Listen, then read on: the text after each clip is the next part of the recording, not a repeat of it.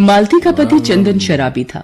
एक दिन वो अपनी पत्नी मालती को घर से निकाल देता है और दूसरी शादी कर लेता है। आंधी तूफान बारिश में मालती अपनी दो छोटी बच्चियों परी और खुशी को लेकर सड़क पर बेसहारा चलती रहती है और अचानक बेहोश हो जाती है। माँ, क्या हुआ माँ? आंखें खोलो। दीदी, माँ को क्या हो गया? देखो ना, माँ कुछ बोल ही नहीं रही। खुशी, तू माँ के पास ही रुक, मैं किसी को मदद के लिए बुला कर लाती हूँ। परी आसपास के सभी घरों के दरवाजे बजाने लगती है। आंटी जी, मेरी मदद करो ना, मेरी माँ बेहोश हो गई है और वो कुछ भी नहीं बोल रही है। चल जा यहाँ से, पता नहीं कहाँ से आ जाती है उठकर। परी जिसके भी दरवाजे पर मदद के लिए जाती, लोग अपना दरवाजा बंद कर लेते। परी रोने लगती है और वापस मालती के पास आ जाती है। खुशी, कोई भी हमारी मदद नहीं कर रहा, अब हम क्या करें?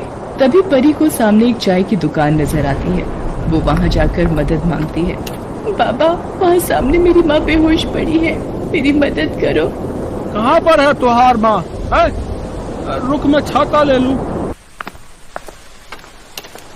अरे ये तो सच में बेहोश है रे। अरे सुखिया, अरे तनिक जल्दी आ, यहाँ ये औरत बेहोश पड़ी है। अजी आती हूँ। हे राम, जल्दी उठाओ, लगता है बारिश में कब से भीग रही है। बंसी नाम का चाय वाला अपनी पत्नी सुखिया के साथ चाय की दुकान चलाता था। वो दोनों मिलकर मालती को उठाकर दुकान पर लाते हैं। कुछ देर बाद मालती को होश आता है। माँ, तुम्हें होश आ गया? माँ, तुम ठीक हो ना? ये ले बेटी, गरम गरम चाय पी ले, शरीर में थोड़ी जान आ जाएगी। मालती फूट फूट कर रोने लगती है। सुखिया के पूछने पर वो सारी बात बताती है, जिसे सुनकर बंसी और सुखिया बहुत दुखी होते हैं। कैसा जालिम आदमी है, फूल सी दो बच्चियों पर भी जरा तरस ना आया कमबख्त को। मुझे अपनी बच्चियों के भविष्य के लिए जीना है, बस अब मुझे कोई काम मिल जाए तो इन दोनों की देखभाल कर पाऊंगी। दिल छोटा मत कर बिटिया, कोई ना कोई काम मिल ही जाएगा। हम मियाँ बीवी इसी छप्पर में रहकर गुजारा करते हैं, तू भी बच्चियों को लेकर यहीं सो जा। मालती परी और खुशी को लेकर उसी छप्पर के नीचे सो जाती है। अगले दिन, अम्मा, अब मैं चलती हूँ, आपका बहुत बहुत शुक्रिया, कल आपने हमारी इतनी मदद की। अरे सुखिया, वो पिछली गली में जो मालकिन रहती हैं, वो अपने घर के झाड़ू पोछे के काम के लिए कह रही थी ना।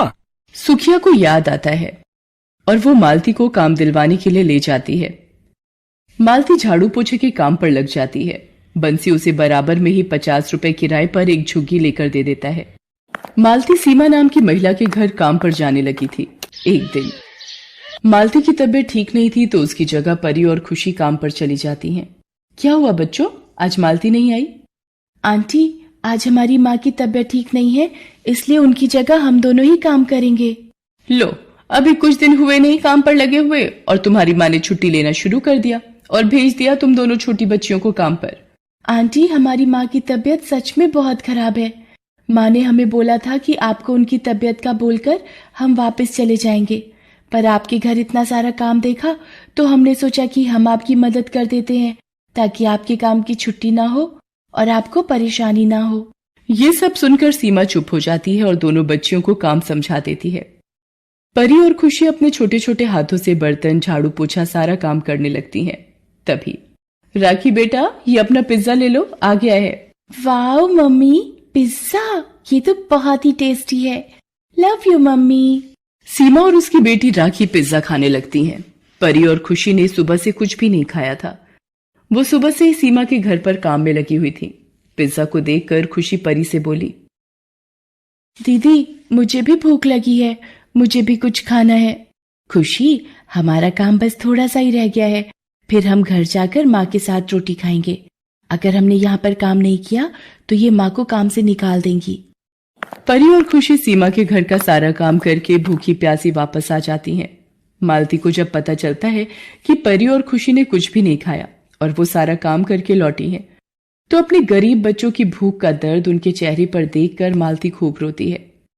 थोड़ा बहुत आटा रखा होता है, मालती उसकी रोटी बनाकर परी और खुशी को खिलाती है। सुबह से काम पर गई थकी हुई परी और खुशी सो जाती हैं। अगले दिन मालती काम पर जाती है। क्या हुआ राखी बिटिया, आपकी मम्मी कहाँ है? मालती आंटी, मम्मी बाथरूम में गिर गई थी, अब उठ भी नहीं पा रही हैं। और पापा भी घर पर नहीं है। आंटी देखो ना मम्मी को क्या हो गया।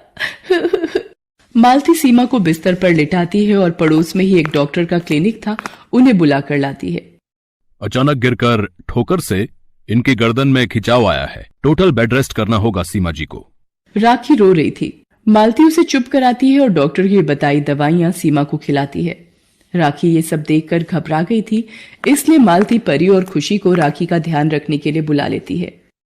सीमा के पति अनिल का फोन आता है। सीमा, मैं परसों की फ्लाइट से वापस आ जाऊंगा, तब तक तुम मालती को ही अपने पास रोक लो।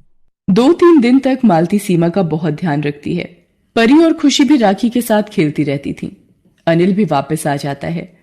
अब मालती सुबह से शाम तक सीमा की देखभाल करती थी। धीरे धीरे सीमा ठीक हो जाती है।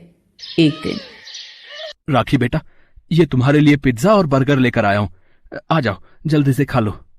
वाह पापा, आज इतने दिनों के बाद मैं ये पिज्जा और बर्गर खाऊंगी। मम्मी की तबीयत खराब थी तब से नहीं खाया। राखी पिज्जा खाने लगती है। सीमा को वो दिन याद आ जाता है जब एक बार परी और खुशी काम पर आए थे। तब उसने पिज्जा मंगवाया था और उन दोनों बच्चियों को भूखा ही घर भेज दिया था। आज उसे अपनी गलती का एहसास हो रहा था। उसे गरीब बच्चों की भूख को उस दिन पहचानना चाहिए था। परी, खुशी, दोनों इधर आओ मेरे पास।